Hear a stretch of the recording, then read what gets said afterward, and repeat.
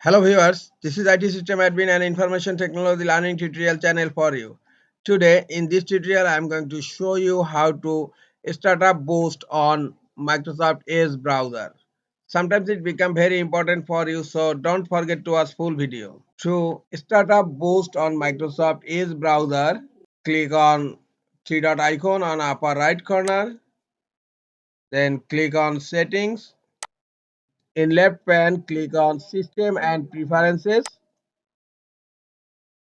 Here you will find the first option Startup Boost. Get to browsing quickly.